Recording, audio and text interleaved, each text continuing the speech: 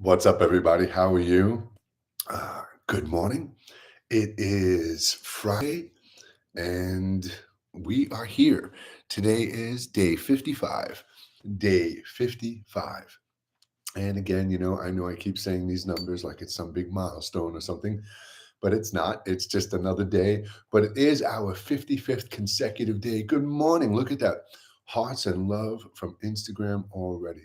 Thank you so much for being here. Thank you for the love on the screen this morning. Right back at you. May you have an incredibly blessed day today. So, good morning, everybody. As I was just saying, and there you go, Jess. Thank you so much for the love on the screen. Good morning. What's up? What's up, Rosie? How are you? Gratitude. Hey, K Learning. Uh, Good morning, Jay. Good morning to you. How is everybody doing? Today's all about you. I'm doing good, but it's Friday. Real quick, I'm live every Monday through Friday, 11 a.m. Eastern Daylight Time. That's this time right now. Monday through Thursday, there's usually a topic, and then we end with a meditation. But Friday is all about you. What's going on in your life, the questions you have about the sessions we've been doing, your pains, your sorrows, your fears, your joys, whatever you feel comfortable about expressing or asking, I would be honored to answer, lend some insight and guidance, and just connect with you today.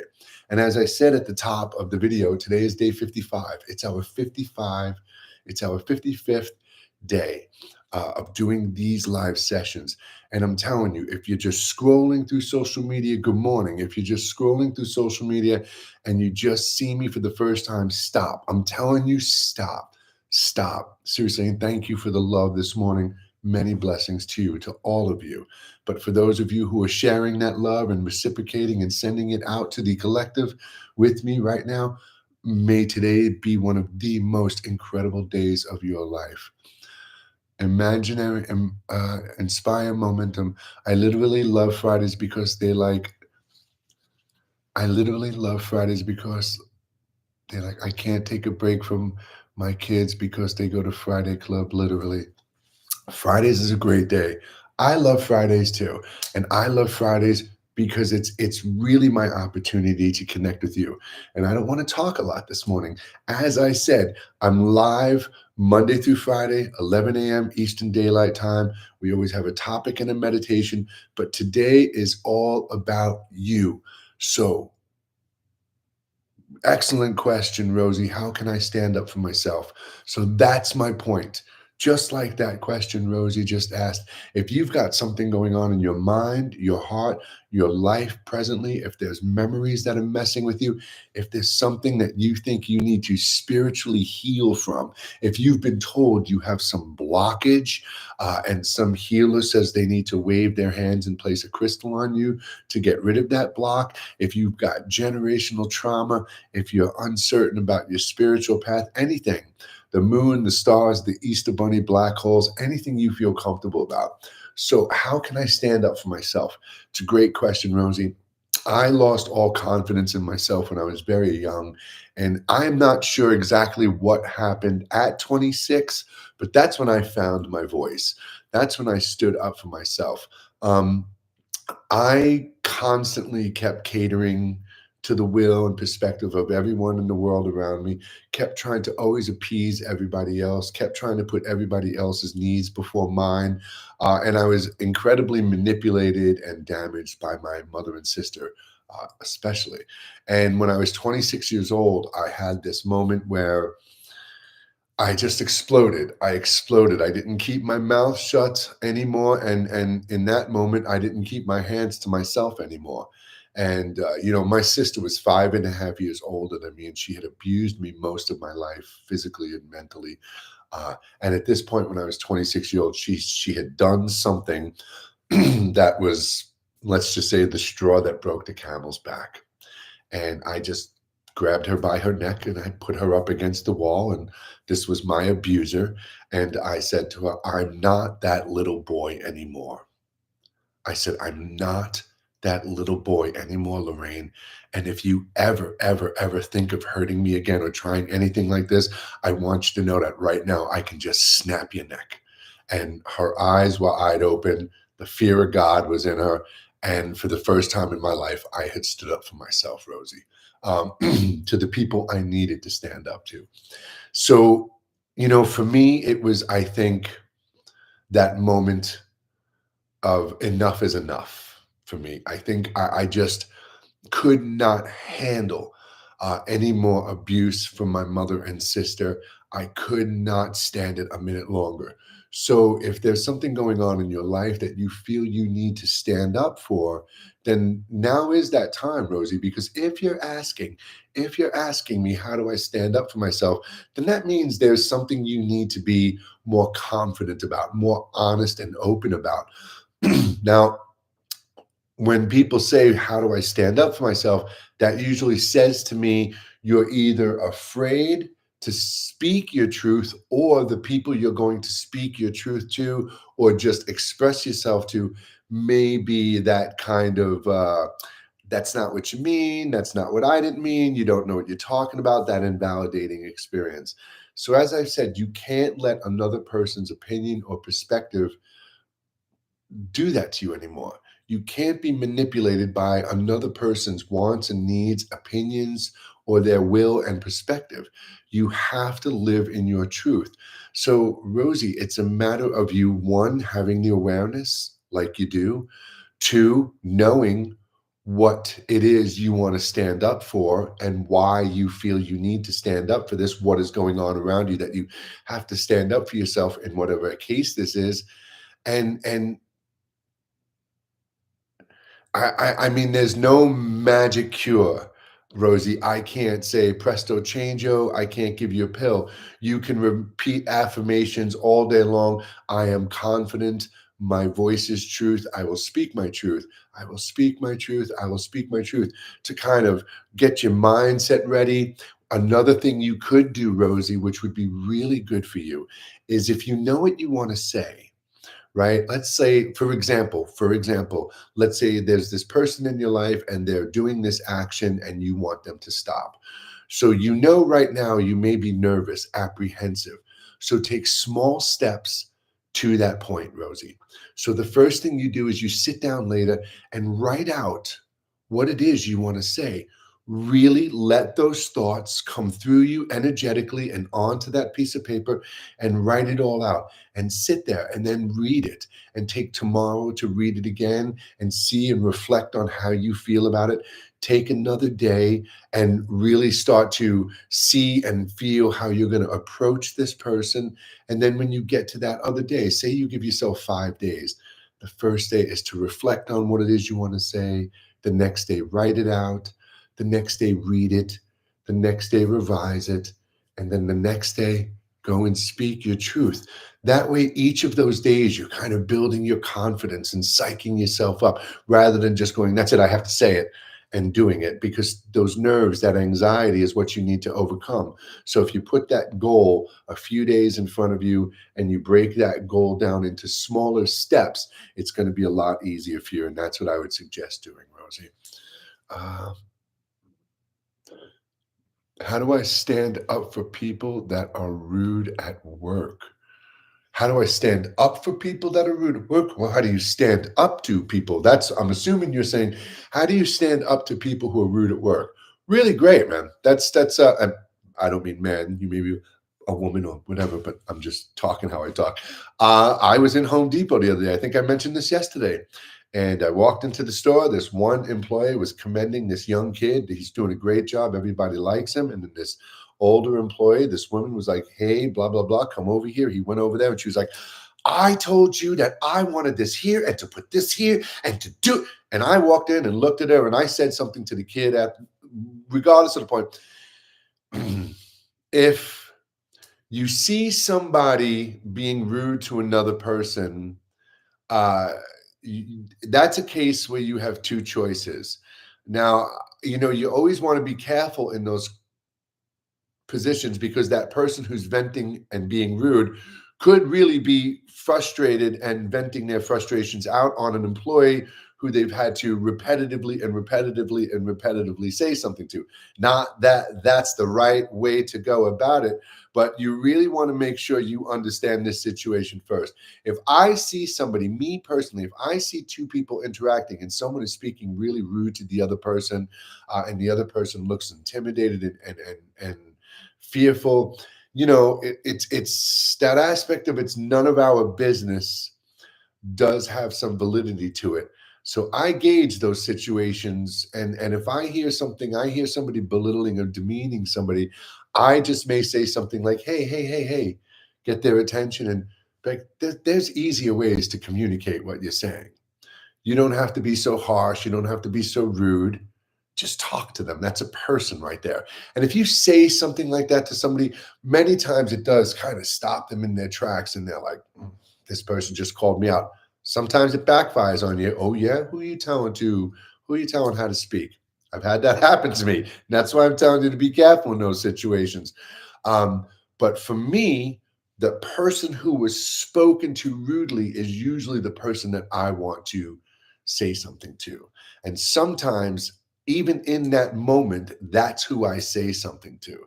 If I'm walking by and this person's rude and saying something, I'll look at the other person and go, hey, and they'll look and I'll go, don't let anybody speak to you like that. And that's the case right there.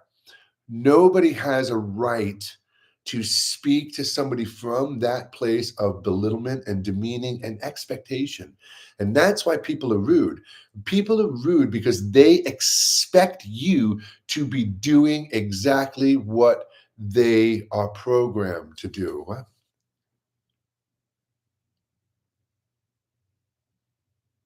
I don't, I'm not getting distracted. I'm just not sure if that's a question. I don't know what that means. Anyway, so my point is, if somebody's being rude and somebody's speaking belittling and demeaning to me, I don't tolerate that.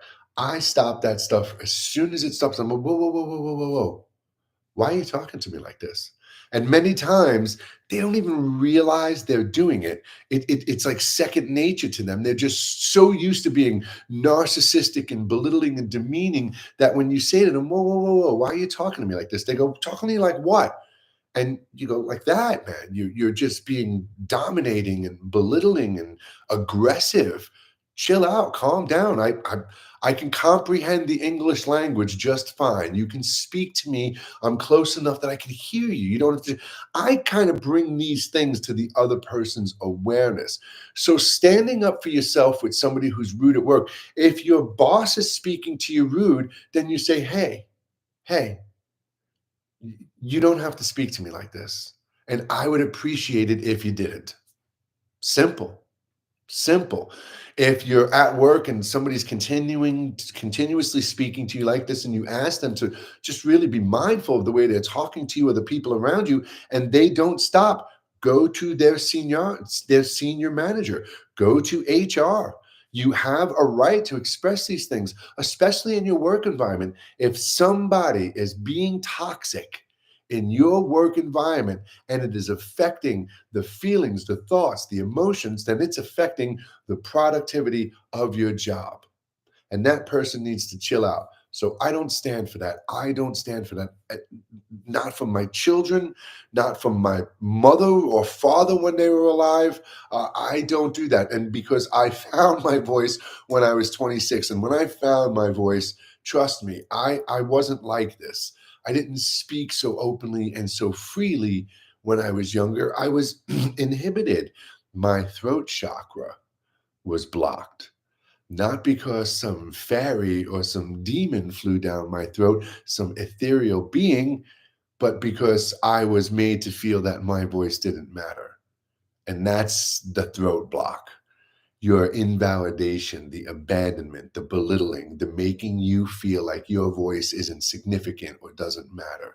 So I found my voice, I speak my truth, and I just don't let anybody, I used to say something like, if people sometimes will comment on a video or a post I'll make, and they'll go, that's not very spiritual of you. So you think that the world is supposed to fit your individual perspective and definition of spiritual. When people say things like that to me, first off, I just laugh because then you have no concept of what spiritual means. Spiritual is unique to your individual path, not what some mass or some person thinks that you should be doing. So when somebody will comment something like that to me, I often respond with, look, my page, my videos, my social media outlets are a part of me, are an extension of me.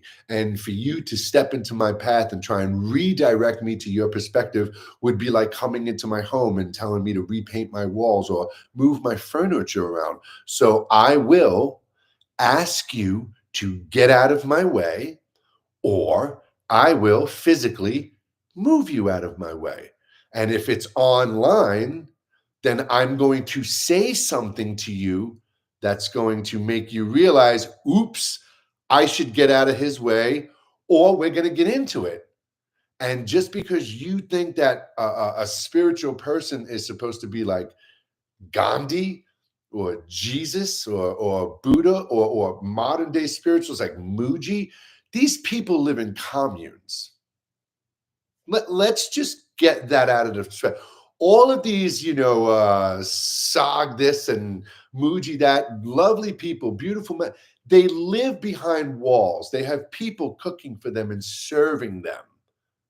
That's how they live. They're not listening to the news and media. They're listening to birds and waterfalls, living in tropical islands and paradises, and they don't have the same stress and anxiety and fear as you. So when Ram Dass or Muji or some spiritual teacher living in paradise says, "Oh, don't let the ego affect you that way.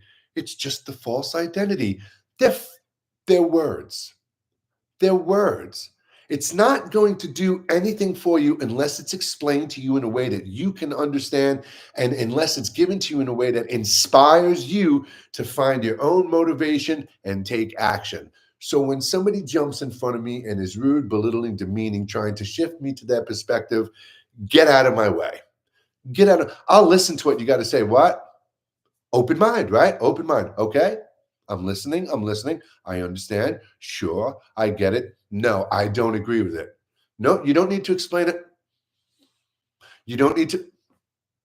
I get, and people just, why won't you accept the way? Why won't you accept the word? Why don't you do this? But just stop. Just get out of my way and go on your path. Let me walk mine. So yeah, sometimes I may be harsh. I may express things from my ego, but that's because I'm here being the balance in the middle, dancing in the darkness and dancing in the light, right? So to speak. So if somebody speaks to you rudely, we don't have to take all down this. Stand up for yourself. How do I stand up for myself for people who are being rude? This is your life. You deserve to be spoken to with respect. You treat people with respect, then you should be treated with respect. My main motto, kid you not, all throughout my life is I just want to be treated the way I treat people. That's it. And I treat people with freedom and equality, kindness and compassion, love and respect. I don't judge people by the color of their skin. I don't judge people by who they sleep with, what they call them. I do have an issue with mouth noises and languages and dialect. I do have misophonia, which is a really messed up I don't know what they call it these days, disability to certain noises, even in my own home. I'm about to make a video on it. I can't sit at a dinner table with my children and my wife without music or some noise, something next to me to take the sound of chewing away. Mouth noises, chewing, foreign accents, some foreign accents, whispering. These noises, there's just, I don't know why. And I've been meditating for over 50 years, and I've just cannot understand why these sounds affect me the way they do. Scientific community says that it has something to do with our childhood. So obviously, some traumatic experience I experienced from the physical, mental, or sexual abuse from my family as a child, something is in there that I can't, and it's the worst thing for me. It's I was staring out the window last night. My wife was eating, and I had to walk away and go in another room. And I walked away with such rage and anger building up with me. And I stopped and I felt so bad for like my family, my wife, that everyone has to be so careful with how they eat and act with this around me. And this is something I can't do. And this is very personal that I'm sharing right now. And it's pretty bad. You know what the worst thing for me is? It's like hell, and it makes me wanna rip my head off or jump through a plate glass window, is that ASMR shit you see here on, like, social media, especially TikTok. Eastern European, my wife is Hungarian, so when she speaks to her family and they're talking low, it drives me nuts. So when I'm scrolling through social media and I see those people, ah, holy shit. Not interested, not interested, not interested, not block, block, block, block. I'm trying to teach the algorithm, don't put this stuff on my feed.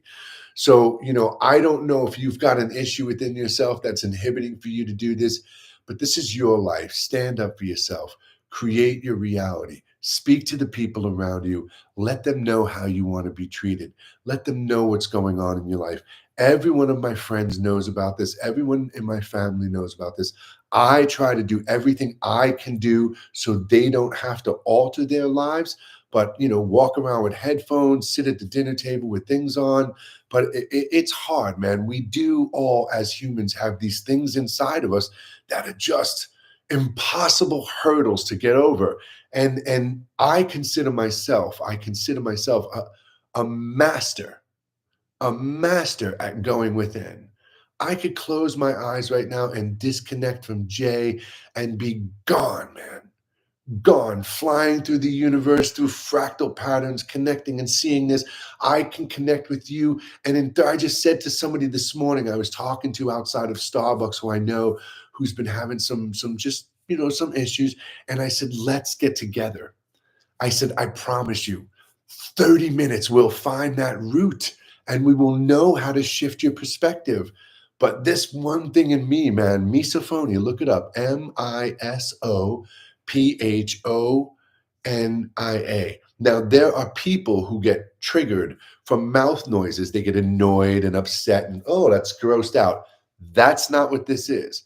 Misophonia is when certain noises trigger rage, like absolute, just animalistic rage. And when I feel that coming on, I tell you all the time, we can sense and feel our emotions rising within. We don't become them, they are only sensors. So, this whole thing is telling me there's something that doesn't like.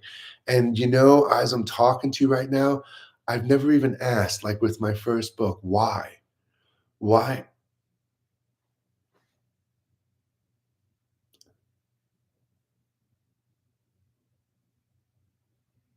I know why.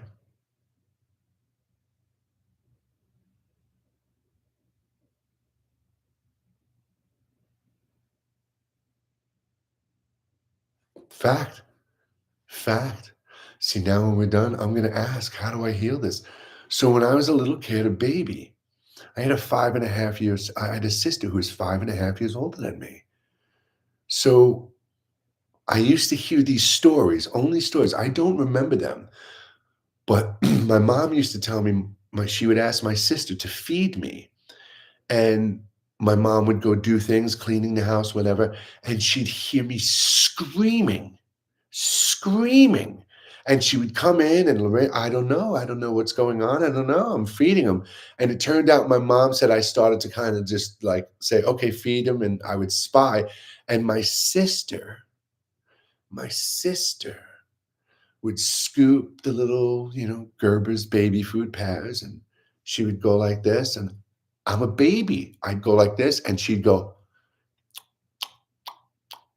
and eat it in front of me. And even as a child, when my sister would eat at the table, I couldn't look at her eat. Just her mouth, the noise, the way the food would be in her mouth. This is because of my sister. This is a golden opportunity. You've just experienced and witnessed something really incredible right now. And I'm going to be able to take myself now and consciously time travel to those moments, heal, guide, and connect with my younger self, comfort that version of myself. And then when I bring that back to today in the present moment, I should definitely feel different about this. And as I've said to you, it might not happen one time, it might take 2 times, 20 times, 200 times. But knowing what the root is and knowing I need to shift my perspective on it, completely doable. Completely doable. Thank you for yesterday. It was one of those days for me. Breakthrough is here. And I'm so thankful, brother. Beautiful sun within. I know exactly what you're talking about, our conversation yesterday. Absolutely, man. And I'm always here. You know, I'm always here. You can be here with me every day or when you need to. And you can watch the videos afterwards and you can always message me. I'm looking down again because that's where YouTube is. But the camera's up here. I always respond to the messages. I always respond to messages. I do. Wow, you just discovered this. Wow, you just discovered this to release this negative feeling. Yeah, Marianella, it's going to be huge for me. Knowing that's the issue, and it's not going to be easy. It's not going to be easy because this is really like this is my demon, man. This misophonia, and it like I said, it just it breaks my heart. Not for me. I'm strong enough. I can endure it, but I feel so bad for my family and stuff. Like if my son's in the kitchen and he just eats something, just kind of forgetting, dad freaks out on certain noises and he's like, I'll turn around and I'll be like, dude, come on. And he's like, oh, I'm sorry, but I can see it in his eyes. Like he's nervous. And I feel so bad that anyone in my home has to alter the way they live their lives because of an issue I have. That breaks my heart. That shit kills me. It does. It does. So I'm going to work on this. And I'll tell you what, man, this is huge too, because, they say, the psychiatric, I guess, community, right? Neurosciences, they say it's definitely something, a trigger from when you were a child. And when I was a kid, I can remember like also clanging pots and pans, like just crumbling and falling when you open a drawer and you're looking for that pan underneath and they're all clanging.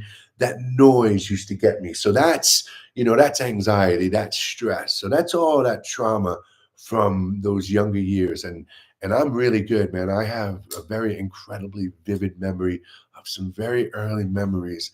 And I don't specifically remember my sister doing that to me, but I bet you it's in there. I bet you I'll find it. And I will be absolutely able to go in and just change that entire scenario with the way that little version of me felt about it. And that's what healing your inner child is. People don't understand that it is literally you, your awareness presently going back and healing and comforting that younger child. So you take that back, that healed energy back with you today, just as there's a future version of yourself right now speaking and trying to guide you to a better tomorrow. And if you can stop second guessing, and if you can stop self doubting that beautiful knowing within, your entire life will change. I promise you, your entire life will change. So it's 10:32. We're about to meditate. If anybody's got a question, and now's the time to do it, because the new thing we're going to be doing on our Friday meditations is a little bit of guidance into the beginning of the meditation and then a whole lot of silence. But for those of you who don't think you can meditate because you can't stop the thoughts or block out the thoughts or sit still, good news. That has nothing to do with meditation. And whoever said to you meditation is about blocking out and forcing out your thoughts had no idea what meditation is. Either a complete misunderstanding or bad teaching. But I got you, and this is the truth. You are to become the observer of your thoughts. And the only way to become the observer of your thoughts and not the emotional victim is to observe your thoughts. And where do we observe our thoughts? In here, that safe space. So when we close our eyes and we sit and we're focusing on our breathing or this vision or this affirmation, and there's that thought and that thought and that thought and that thought and that thought. Look at them. See them in the mind's eye. Oh, yeah, I'm meditating, I'm breathing. What? Oh, that girl did this. Oh, yeah, that's right. Oh, no, wait, I'm meditating, I'm breathing. Oh, I forgot to get this at the store. Oh, yeah, that's right. I'm meditating, I'm breathing. I'm breathing, I'm breathing. Oh, this is it. It feels good. Oh, wait, my mom said what when I was a kid? Oh, yeah, there it goes. Okay, I'm breathing, I'm breathing. That's what you do. You see all that stuff. And when you feel that emotion rise and you're like, oh, wait a minute, wait a minute. It's not then. They can't hurt me. It's now. I'm safe. I'm meditating. I'm in my sacred safe space. I'm breathing. And that tension and that stress and that memory float away like clouds. The dog's barking. Your kids are screaming. You can hear your neighbor's TV. Are you going to tell them to shut up? You're going to put a muzzle on your dog? You're going to go tell your neighbor to turn off the TV? No. So that's the other misconception. It needs to be super quiet. You've got to keep all sounds out. Completely untrue. Untrue. I wonder what my next thought will be. Notice the space in between. Breathe, drop into the heart. That's perfect because that's pretty much what I'm about to say. You're going to love this. So, sounds around you, you can't block and force them out too. You let them be as well, and you return to your anchor.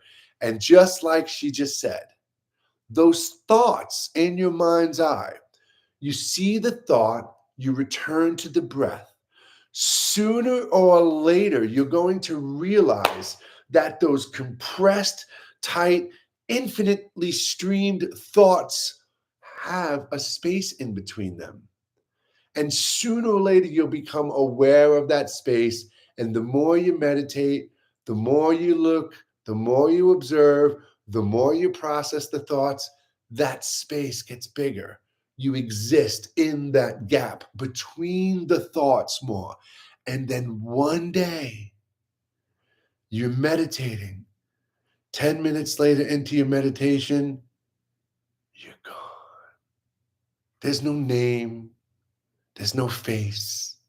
There's no family, no friends, no earth, no cushion, no phone, no thoughts. There's absolute, blissful, beautiful, still nothingness. But you're still there and aware. And when you get to that space, that's when you really can start to recreate and rebuild yourself and choose what thoughts, what energies you're going to focus on.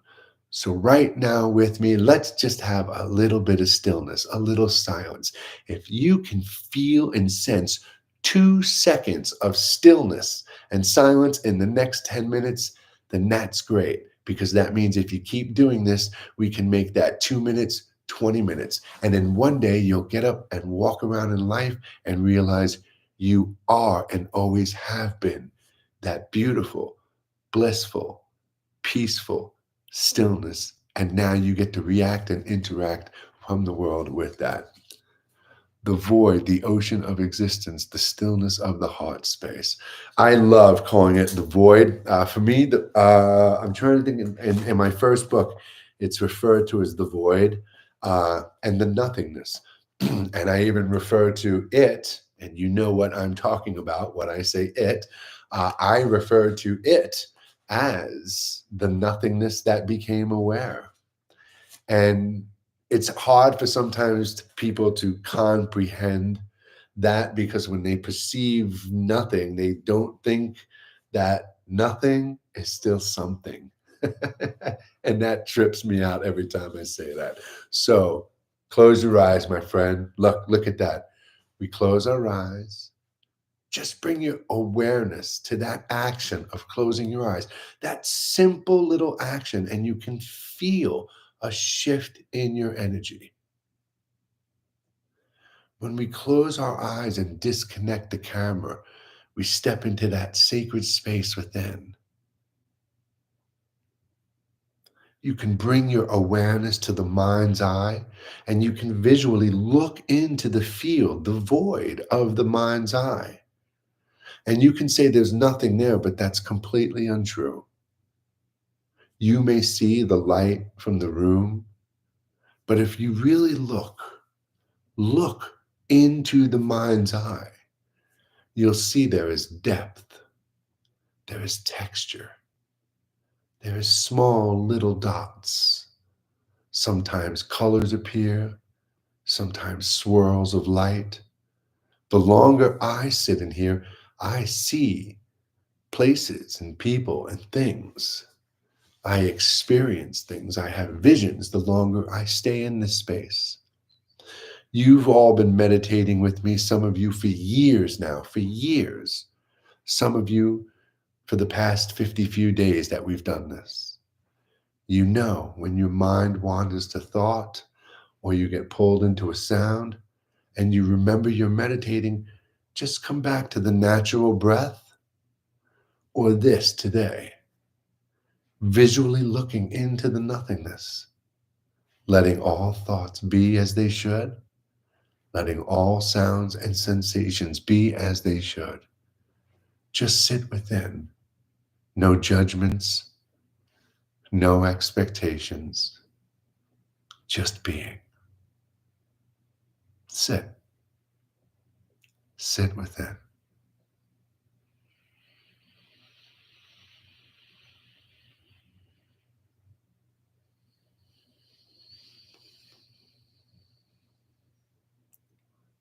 Let your breath be natural.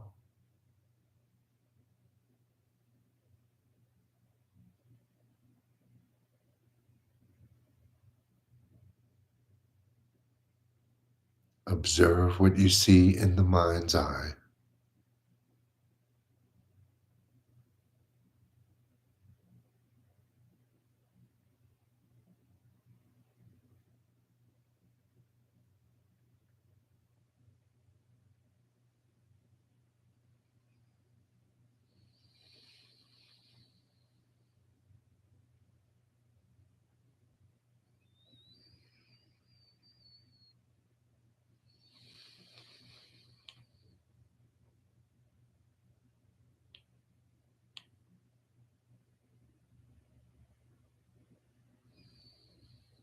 No judgments, no expectations. Everything is as it should be.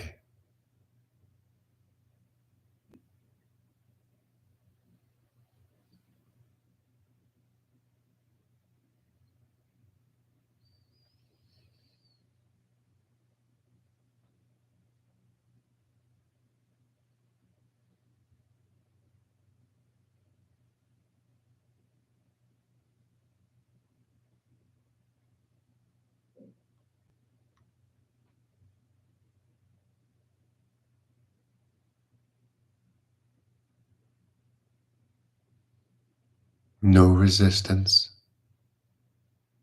no blocking. Every thought is something that needs to be observed. Just sit within, observe, be, and just be within.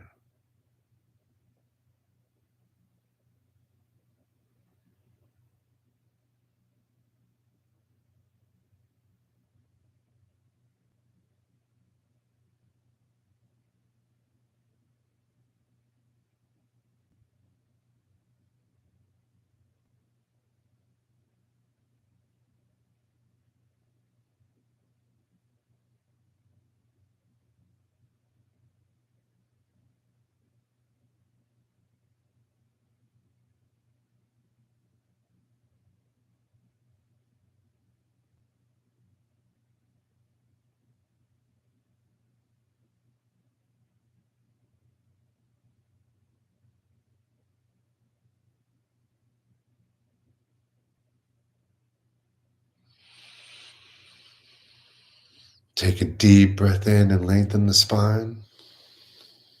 Exhale, realigning your body. Take another deep breath into the center of the chest, filling the lungs. Relaxing into the breath. And on the exhale, gently wiggling your toes and your fingers. One more breath in.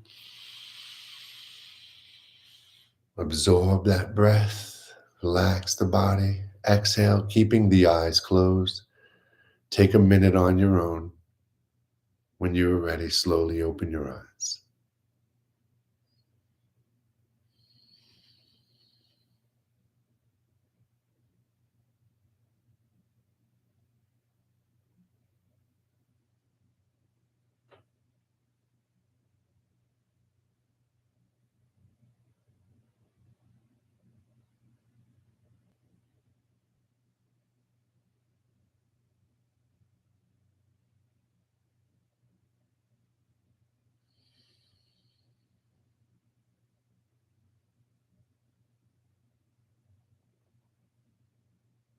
When you open your eyes, slowly open them. Be aware of how you still feel that calmness that you have within. And this is it in its simplest form. You sit, you close your eyes, you have your anchor to focus on, no expectations, no judgments.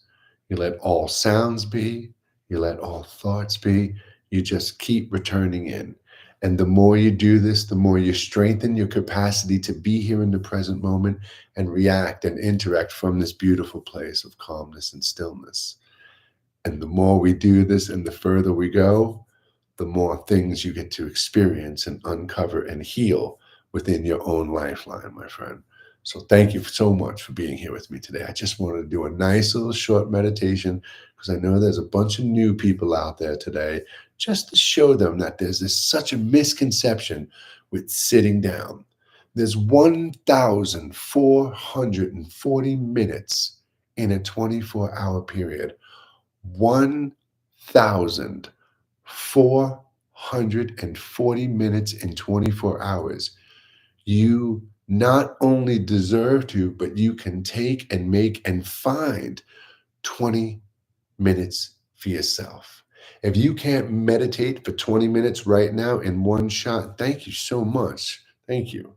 If you can't meditate right now in 20 minutes for one shot, break it up into two. Do 10 minutes in the morning, 10 minutes in the evening.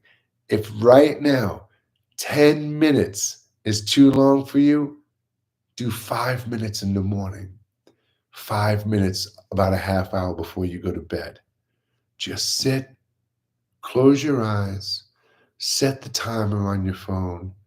Just let your mind sit there and battle with it. You're going to battle. You're going to go, oh my God, this is stupid.